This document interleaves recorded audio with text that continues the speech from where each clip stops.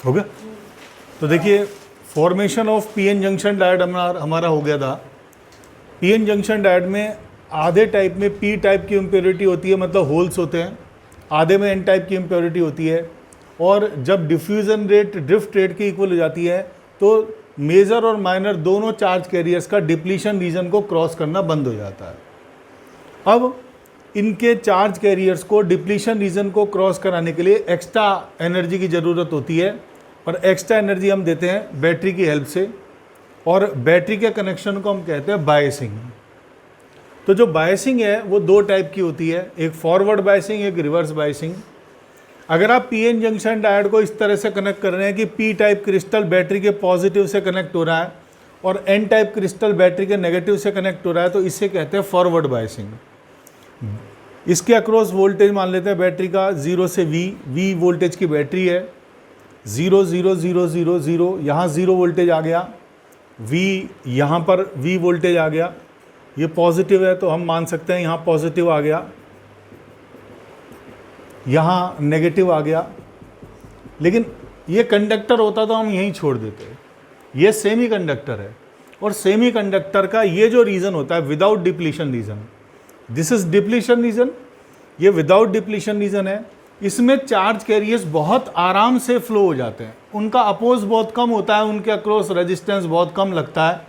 Resistance नहीं है इसका मतलब इसके अक्रॉस कोई पोटेंशियल बैरियर नहीं होगा, कोई पोटेंशियल क्रिएट नहीं होगा। तो जितना वोल्टेज यहाँ है कंडक्टर में हम यहाँ छोड़ देते हैं, लेकिन इसमें हम यहाँ पर मानते हैं V, ये जो पूरा एंड है ये V वोल्टेज पे आ गया। ऐसे जीरो यहाँ नहीं, यहाँ पर जाके हम छोड़ेंगे जीरो वोल्टेज, तो ये जीरो वोल्टेज यहाँ आ गई। तो हाई वोल्टेज से लो वोल्टेज एक इलेक्ट्रिक फील्ड डेवलप हो गया, इसे कहेंगे external electric field due to battery. और इसमें पॉजिटिव आयन से नेगेटिव आयन की तरफ एक वोल्टेज है और पोटेंशियल है EP, electric field due to polarity of the substance. क्योंकि ये सब्सटेंस पोलर बन चुका है, इधर पॉजिटिव आयन की लेयर है, इधर नेगेटिव आयन की लेयर है, तो electric field due to polarity of the substance इस तरफ है। अब ये जो एक्सटर्नल इलेक्ट्रिक फील्ड है ये इस इलेक्ट्रिक फील्ड के अपोजिट है, तो जब तक इसका इफेक्ट ज़्यादा होगा ये इलेक्ट्रिक फील्ड कुछ नहीं कर पाएगा। तो ये इलेक्ट्रिक फील्ड किस पे डिपेंड कर रहा है, इसकी वोल्टेज पे, क्योंकि हमें पता है फॉर्मूला होता है V = ED।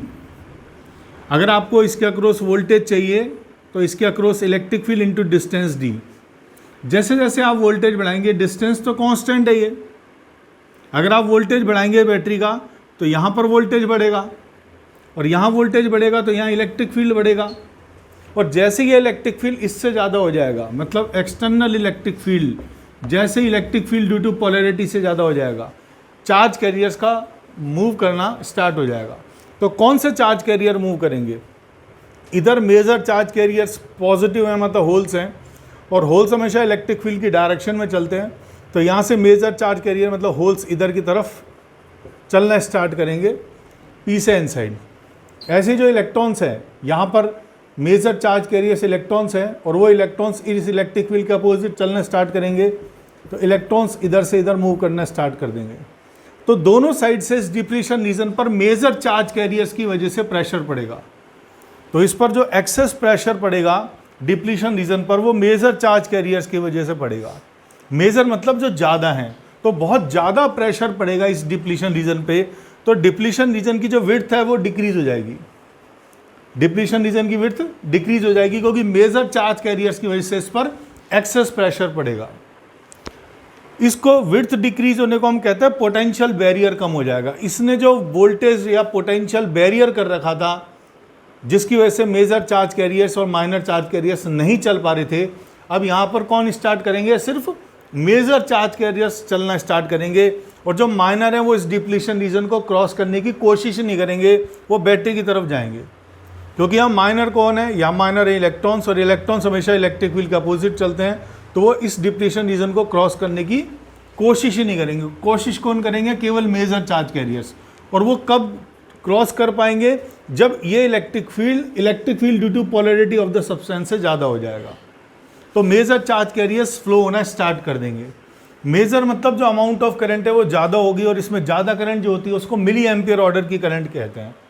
तो अगर इस सर्किट में मिली एम्पियर ऑर्डर की करंट फ्लो हो रही है तो उसे हम कहेंगे ज़्यादा करंट फ्लो हो रही है। और इसका एक बेसिकली ग्राफ होता है, फॉरवर्ड बायसिंग का जो ग्राफ है वो हमें इस तरह से बताना है कि हम वोल्टेज बढ़ा रहे हैं बैटरी का, तो यहाँ पर वोल्टेज बढ़ रहा है और जो अमाउंट ऑफ करंट है इस सर्किट के अंदर, करंट जो फ्लो होगा वो मेजर चार्ज कैरियर्स की वजह से फ्लो होगा, और वो तब फ्लो होगा जब external electric field due to polarity of the substance से ज़्यादा है। तो जैसे जैसे हम वोल्टेज बढ़ाते हैं इलेक्ट्रिक फील्ड बढ़ता है। तो जब तक इलेक्ट्रिक फील्ड इतना नहीं हो जाता, तो इतना होने के लिए थोड़ा सा ये वोल्टेज हम मान लेते हैं कि इतना वोल्टेज पर कोई करंट फ्लो नहीं हो रहा, ये वो वोल्टेज है जिस पे चार्ज कैरियर्स दबाव तो बना रहे हैं लेकिन वो क्रॉस नहीं कर पा रहे। क्रॉस करने के लिए उन्हें अभी थोड़ा और इलेक्ट्रिक फील्ड चाहिए, और इलेक्ट्रिक फील्ड का मतलब और बैटरी का वोल्टेज चाहिए। तो यहाँ तक इस वोल्टेज पर करंट की वैल्यू 0 है। इस वोल्टेज को कहते हैं कट इन वोल्टेज या नी वोल्टेज, कट इन और नी वोल्टेज कहते हैं। अब इतने वोल्टेज पर ये लगभग 0.6 वोल्ट के आसपास होती है जर्मेनियम क्रिस्टल के लिए। तो 0.6 वोल्टेज अगर मैंने किया है यहाँ पर, तो मेजर चार्ज कैरियर्स जस्ट चलना स्टार्ट करते हैं, और इसके बाद अगर हम वोल्टेज और ज़्यादा बढ़ाते हैं तो करंट की वैल्यू और इंक्रीज होती जाती है। इस तरह का ग्राफ मिलता है, जो ग्राफ हमें ये बताता है कि जैसे जैसे आप वोल्टेज बढ़ाओगे, वोल्टेज बढ़ने से इलेक्ट्रिक फील्ड बढ़ेगा, इलेक्ट्रिक फील्ड बढ़ने से मेजर चार्ज कैरियर्स फ्लो होना स्टार्ट कर देंगे। इस तरह का ग्राफ आता है, और ग्राफ का जो ऑर्डर होता है वो मिली एम्पेयर ऑर्डर होता है, और it is a minimum voltage in forward biasing up to which current starts, और करंट की जो वैल्यू होती है मिली एम्पेयर ऑर्डर की होती है। इस वोल्टेज मिनिमम वोल्टेज को हम कट इन वोल्टेज या नी वोल्टेज कहते हैं। तो ये फॉरवर्ड बायसिंग कैरेक्टरिस्टिक्स कर्व है। कैरेक्टरिस्टिक्स कर्व का मतलब वोल्टेज और करंट के बीच में कर्व। तो वोल्टेज तो हमने वोल्ट्स के भी लिए और करंट मिली एम्पेयर में लिए, और इस तरह का हमें ग्राफ बनाना है। बहुत ज़्यादा वोल्टेज पे ग्राफ नहीं बनाना, थोड़ी वोल्टेज तक हमें देखना है कि जैसे जैसे वोल्टेज बढ़ेगा अमाउंट ऑफ करंट बढ़ेगा। Thank you. ओके, तो देखिए फॉरवर्ड बायसिंग हो गया, उसके बाद रिवर्स बायसिंग। रिवर्स बायसिंग का मतलब आपने बैटरी को रिवर्स कर दिया। पहले बैटरी का पॉजिटिव क्रिस्टल पी से कनेक्टेड था, अब बैटरी का नेगेटिव क्रिस्टल पी से कनेक्टेड है, और एन टाइप क्रिस्टल से बैटरी का पॉजिटिव कनेक्ट है। पॉजिटिव मतलब हाई वोल्टेज, नेगेटिव मतलब लो वोल्टेज। ये हाई वोल्टेज कहाँ जाके डेवलप होगा, यहाँ हाई वोल्टेज डेवलप होगा V, क्योंकि हमें पता है इसका रेजिस्टेंस इतना कम होता है कि इसके अक्रॉस हम पोटेंशियल डिफरेंस नहीं मानते हैं। ऐसे ही है नेगेटिव, यहाँ पर जाके नेगेटिव 0 वोल्टेज पे डेवलप हुआ। तो हाई वोल्टेज से लो वोल्टेज एक इलेक्ट्रिक फील्ड हुआ, इसे कहेंगे एक्सटर्नल इलेक्ट्रिक फील्ड। ये external electric field due to polarity के डायरेक्शन में है। इसका मतलब ये प्रिंसिपल वर्क नहीं करेगा यहाँ पर। अब देखिए इस इलेक्ट्रिक फील्ड की वजह से मेजर या माइनर कौन चलेंगे, पहले ये देखते हैं। यहाँ पर मेजर कौन से हैं, इलेक्ट्रॉन्स हैं, और वो इलेक्ट्रिक फील्ड के अपोजिट चलेंगे, मतलब वो डिप्लीशन रीजन के अक्रॉस नहीं चलेंगे इस इलेक्ट्रिक फील्ड की वजह से। यहाँ माइनर कौन है, होल्स हैं, होल्स इलेक्ट्रिक फील्ड की डायरेक्शन में चलेंगे, मतलब माइनर स्टार्ट करेंगे चलना। डिप्लीशन रीजन को क्रॉस करने की ट्राई कौन करेंगे, माइनर। माइनर मतलब जो कम ही है। तो करंट का जो ऑर्डर होता है वो भी कम ही होता है, इसमें माइक्रो एम्पियर ऑर्डर होता है। फॉरवर्ड बायस में मिली एम्पियर था, रिवर्स में रिवर्स के अंदर माइनर चार्ज कैरियर्स ट्राई कर रहे हैं मूव करने की, इसलिए करंट का ऑर्डर माइक्रो एम्पियर मतलब कम है। तो कम दबाव पड़ा, तो इसका मतलब पोटेंशियल बैरियर पहले के कंपैरिजन में इंक्रीज हो गया। भाई फॉरवर्ड बायस के अंदर ये वोल्टेज कितना रह गया था, 0.6, लेकिन यहाँ पर पोटेंशियल बैरियर इंक्रीज हो गया, तो अब हाई वोल्टेज पर करंट स्टार्ट होगी। इसका मतलब बैटरी को हमें हाई वोल्टेज पर लेके जाना पड़ेगा। और इसके पॉइंट्स हैं, डिप्लीशन रीजन की विड्थ इंक्रीज हो जाती है डिक्रीज की बजाय, क्योंकि लेस प्रेशर पड़ेगा, ज़्यादा प्रेशर नहीं पड़ेगा, बहुत कम प्रेशर पड़ा, फॉरवर्ड के कंपैरिजन में कम प्रेशर पड़ा, तो पोटेंशियल बैरियर इंक्रीज हो गया। करंट किसकी वजह से फ्लो होगा, माइनर चार्ज कैरियर की वजह से। माइनर मतलब जो कम है, तो दबाव भी कम पड़ेगा। इधर के माइनर कौन है, इधर के माइनर हैं हमारे होल्स, और इधर के माइनर हमारे इलेक्ट्रॉन्स हैं। तो इलेक्ट्रॉन्स इलेक्ट्रिक फील्ड के अपोजिट डायरेक्शन के अंदर चलना स्टार्ट करेंगे, तो इस इलेक्ट्रिक फील्ड के अपोजिट इलेक्ट्रॉन्स चलना स्टार्ट करेंगे। तो हमें इसकी वोल्टेज ज़्यादा रखनी पड़ेगी, तो करीब 8-10 वोल्टेज के आसपास करंट स्टार्ट होगा। फॉरवर्ड बायस में 0.6 वोल्टेज पे करंट स्टार्ट हो गया था, इसमें हमें यहीं स्टार्टिंग से ही हाई वोल्टेज रखना है। इसमें स्टार्टिंग से ही हाई वोल्टेज रखना है, और जब वोल्टेज इंक्रीज करेंगे बैटरी का तो करंट भी इंक्रीज होगी, लेकिन थोड़े अमाउंट में, और जो करंट की वैल्यू होगी वो भी माइक्रो एम्पियर ऑर्डर की होगी। वोल्टेज बढ़ाने पे करंट थोड़ी थोड़ी बढ़ेगी, हल्की हल्की। ये यहीं, इसमें हाई वोल्टेज यहीं से स्टार्ट कर दिया है, तो इसमें यहीं से दिखाते हैं इसमें, और थोड़ा थोड़ा करंट बढ़ रहा है। और जब काफ़ी ज़्यादा वोल्टेज हो जाती है, इसको हम काफ़ी ज़्यादा वोल्टेज करते हैं, यहाँ बहुत ज़्यादा वोल्टेज हो जाती है तो बहुत ज़्यादा इलेक्ट्रिक फील्ड हो जाता है।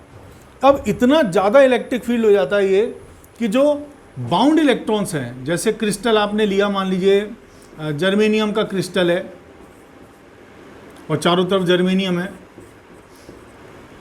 और ये बाउंड इलेक्ट्रॉन्स हैं, ये इतना ज़्यादा इलेक्ट्रिक फील्ड होता है कि बाउंड इलेक्ट्रॉन्स को ही फ्री कर देता है। ये इलेक्ट्रिक फील्ड इतना पावरफुल होता है क्योंकि हाई वोल्टेज पे बहुत ज़्यादा इलेक्ट्रिक फील्ड है, तो इतने इलेक्ट्रिक फील्ड पे जो बाउंड इलेक्ट्रॉन्स हैं वो फ्री हो जाते हैं, तो बहुत ज़्यादा number of electron hole pair generate होते हैं। अब दोनों साइड ना मेजर रहता है ना माइनर रहता है, दोनों बहुत ज़्यादा हो जाते हैं। यहाँ पर इलेक्ट्रॉन होल पेयर बहुत ज़्यादा हो गए, यहाँ इलेक्ट्रॉन होल पेयर बहुत ज़्यादा हो गए, तो होल्स इलेक्ट्रिक फील्ड की डायरेक्शन में चलने लग जाएंगे और इलेक्ट्रॉन्स अब इलेक्ट्रिक फील्ड के अपोजिट डायरेक्शन में चलने लग जाएंगे, और एकदम से करंट बढ़ जाएगी। ये जो करंट है एकदम से बढ़ गई इस पर्टिकुलर वोल्टेज पर, और अब इसका अब नॉर्मल बिहेवियर हो जाता है। अब इसका क्या बिहेवियर है, अगर आप वोल्टेज बढ़ाना चाहते हो तो अब आप वोल्टेज नहीं बढ़ा पाओगे। बैटरी का वोल्टेज बढ़ाने का क्या तरीका होता है, वोल्टेज बढ़ाने का तरीका होता है, भाई आपने करंट बढ़ाई, रेजिस्टेंस कांस्टेंट है, वोल्टेज बढ़ गई। लेकिन इसका क्या बिहेवियर होता है कि आप जैसे ही इसमें वोल्टेज बढ़ाने की कोशिश करते हो करंट बढ़ती है, लेकिन करंट बढ़ने के साथ साथ रेजिस्टेंस उसी अमाउंट में डिक्रीज हो जाता है, क्योंकि ये नॉन ओमिक डिवाइस है, इसमें ओम्स लॉ फॉलो नहीं हो रहा। और इस पर्टिकुलर रीजन में क्या हुआ, आप जितने अमाउंट ऑफ करंट इंक्रीज करेंगे उतने अमाउंट ऑफ रेजिस्टेंस डिक्रीज हो जाएगा। तो अगर आपने इसको 3 टाइम्स कर दिया तो रेजिस्टेंस 3 टाइम्स कम हो गया, और इसका जो प्रोडक्ट है वोल्टेज दैट इज कांस्टेंट। इस पर्टिकुलर वोल्टेज जिसके बाद हमें मालूम नहीं क्या होगा, इस वोल्टेज के बाद हम और वोल्टेज नहीं बढ़ा सकते, इसे कहते हैं जीनर वोल्टेज और ब्रेकडाउन वोल्टेज। इस वोल्टेज पर एकदम से करंट की वैल्यू बहुत ज़्यादा होती है और ग्राफ जो होता है वो करंट एक्सेस के लगभग पैरेलल हो जाता है, तो ये हमें दिखाना है और इससे कहेंगे ब्रेकडाउन या जीनर वोल्टेज। ये रिवर्स बायसिंग में हमें दिखानी है।